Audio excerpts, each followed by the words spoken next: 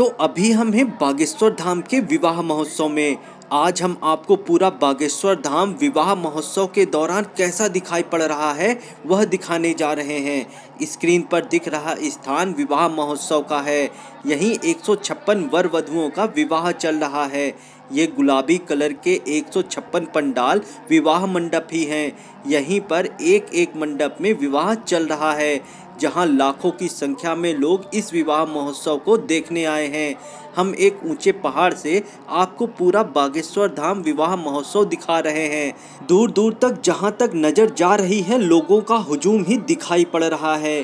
कई एकड़ में विवाह महोत्सव का स्थान फैला हुआ है, जहां अलग अलग पंडाल अलग अलग कार्यक्रम के लिए बनाए गए हैं। जहां पर हम खड़े हैं पहाड़ के ऊपर, यहां से विवाह स्थल के साथ साथ बागेश्वर धाम का मंदिर और पूरा गढ़ा गांव देखा जा सकता है।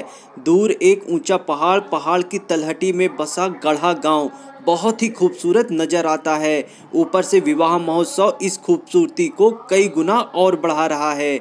बागेश्वर धाम में विवाह महोत्सव के दौरान अलग अलग कार्यक्रम अलग अलग पंडाल में चल रहे हैं। अभी कथा वाचन के साथ अन्य कार्यक्रम चल रहे हैं, इसलिए यहाँ भक्तों की भीड़ ज़्यादा दिखाई पड़ रही है। भक्त पंडाल के बाहर तक बैठकर कथा वाचन का आनंद ले रहे हैं। बागेश्वर धाम में इतनी भीड़ है कि ऐसा प्रतीत हो रहा है कि जैसे हम किसी मेले में हो। पूरा बागेश्वर धाम भक्तों से भरा पड़ा है। यहाँ लाखों भक्त एक साथ यहाँ इकट्ठे हुए हैं। ये देखिए, हर एक जगह आपको लोग ही लोग दिखाई पड़ेंगे। इतने सारे लोगों को एक साथ इकट्ठे होने का मुख्य कारण बागेश्वर धाम के बालाजी के प्रति इनकी अटूट आस्था है। बागेश्वर धाम में इतने सारे भक्तों को संभालना भी काफ़ी कठिन काम है। बागेश्वर धाम में व्यवस्थाएं इतनी अच्छी हैं कि लोगों को किसी भी असुविधा का सामना नहीं करना पड़ा। हर एक भक्त के लिए जगह जगह पीने का पानी, खाना, चाय, नाश्ता और आराम करने की सुविधाएं दी गई हैं। और दूसरी अच्छी बात यह है कि ये सारी व्यवस्थाएं बिल्कुल फ्री हैं। ना ही आपको खाना खाने के पैसे देना है, ना ही चाय नाश्ता के लिए, ना ही पीने के पानी का और ना ही रहने का। यहाँ आज सारी सुविधाएं बिल्कुल फ्री हैं। बागेश्वर धाम का अन्नपूर्णा भंडारा तो ऐसा है जहां हजारों लोग एक साथ लाइन में लगकर खाना प्राप्त कर सकते हैं। यहां अन्नपूर्णा भंडारा के बड़े बड़े पंडाल बनाए गए हैं, जहां एक साथ हजारों लोग भोजन ग्रहण कर रहे हैं। यहाँ विवाह मंडप स्थान पर भी विशेष सुविधाएं देखने मिली। चूँकि पंडित धीरेन्द्र कृष्ण शास्त्री जी वधुओं के भाई के रूप में प्रस्तुत हुए, इस कारण वर पक्ष के लोगों का विशेष ध्यान रखा गया। मंडप पर ही वर पक्ष के लोगों का चाय, नाश्ता, खाना की व्यवस्था की गई। वर पक्ष को वधु पक्ष की ओर से देने वाले उपहार में भी कोई कमी नहीं की गई। एक नववधु की गृहस्थी में जितना सामान लगता है, वो सारा सामान बागेश्वर धाम की ओर से वर पक्ष को दिया गया। विवाह महोत्सव कितना भव्य है, आपको स्क्रीन पर देखकर समझ आ रहा होगा। एक आम आदमी को एक विवाह संपन्न कराने में खून पसीना एक करना पड़ता है, पर यहाँ सोचिए 156 वधुओं का विवाह चल रहा है। सोचिए कितनी व्यवस्थाएं यहाँ बागेश्वर धाम की तरफ से की गई होंगी। पैसे को तो पानी की तरह बहाया गया है, केवल इसलिए इस महोत्सव में कोई चूक ना हो जाए। और इतना बड़ा विवाह महोत्सव बिना भगवान के आशीर्वाद के संपन्न हो ही नहीं सकता है। यहाँ सन्यासी बाबा की प्रेरणा और बागेश्वर धाम के बालाजी महाराज की कृपा आशीर्वाद से ही यह बड़ा महोत्सव संपन्न हो रहा है। इस विवाह महोत्सव में न केवल मध्य प्रदेश के लोग शामिल हुए, बल्कि महाराष्ट्र, उत्तर प्रदेश, बिहार, राजस्थान, गुजरात, आंध्र प्रदेश और झारखंड के लोग ज़्यादा शामिल हुए। इतनी दूर से आए भक्त बागेश्वर धाम के बालाजी का आशीर्वाद प्राप्त करके धन्य हो गए। ऊपर से आज महाशिवरात्रि का दिन है। हर महाशिवरात्रि को ही यह विवाह महोत्सव किया जाता है। इस साल 156 वधुओं का विवाह हो रहा है।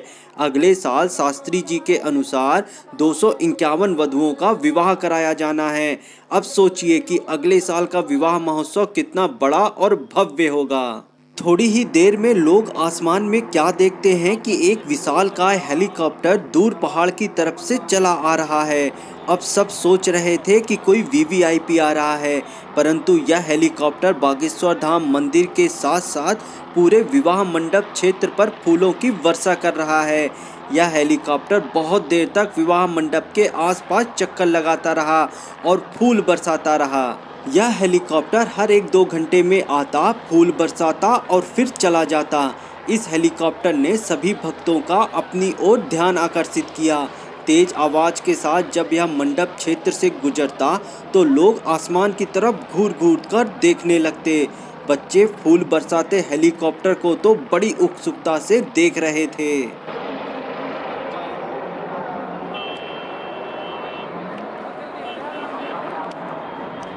अब हम पहाड़ से उतरकर विवाह महोत्सव स्थल पर भक्तों के बीच आ जाते हैं। ये सारे भक्त भारत के कोने कोने से बागेश्वर धाम बालाजी के दर्शन के साथ साथ विवाह महोत्सव में शामिल होने आए हैं। वैसे आज महाशिवरात्रि का दिन है। भक्त बालाजी दर्शन के बाद अपनी मनोकामना मांगते हैं। कहा जाता है कि आज के दिन बागेश्वर धाम में मांगी गई मनोकामना जरूर पूर्ण होती है। तभी इतने सारे भक्त दूर दूर के राज्यों से, दूर दूर के शहरों से, गांवों से बागेश्वर धाम बालाजी के दर्शन को आए हैं। शायद ही इनमें से कोई ऐसा व्यक्ति होगा जिसने अपने जीवन में इतना बड़ा विवाह महोत्सव देखा होगा। आज इन सभी ने 5 दिनों से चल रहे इस विवाह महोत्सव को देखा है। बागेश्वर धाम आने वाले भक्त बालाजी सरकार की प्रेरणा से ही बागेश्वर धाम में गढ़ा में पहुंच पाते हैं। वो कहते हैं ना कि जब तक भगवान का बुलावा भक्त तक नहीं आता है तब तक भक्त भगवान से नहीं मिल पाता है।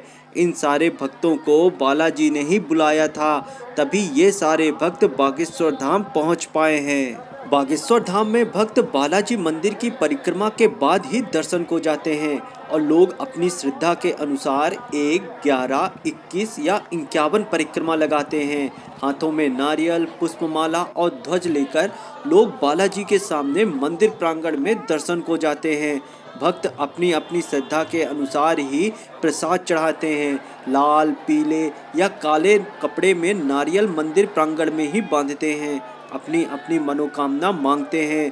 बागेश्वर धाम में चाहे कितने भी भक्त एक साथ क्यों ना पहुंच जाए, बालाजी स्वरूप बजरंगबली हर भक्त की मनोकामना सुनते हैं और उसे पूर्ण करते हैं।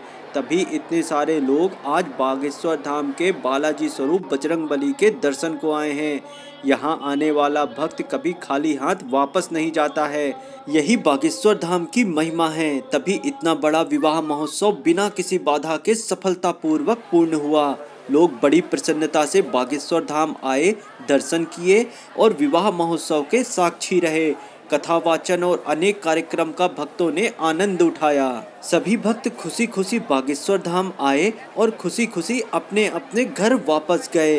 ये सब सन्यासी बाबा की कृपा और बालाजी स्वरूप बजरंगबली का आशीर्वाद था, जो कि इतना बड़ा विवाह महोत्सव का हम साक्षी रहे। तो दोस्तों, वीडियो पसंद आया हो तो प्लीज़ वीडियो को लाइक करें, कमेंट करें, शेयर करें और हमारे चैनल को सब्सक्राइब करना ना भूलें। और कमेंट सेक्शन में ओम बागेश्वराय नमः या जय श्री राम जरूर लिखें।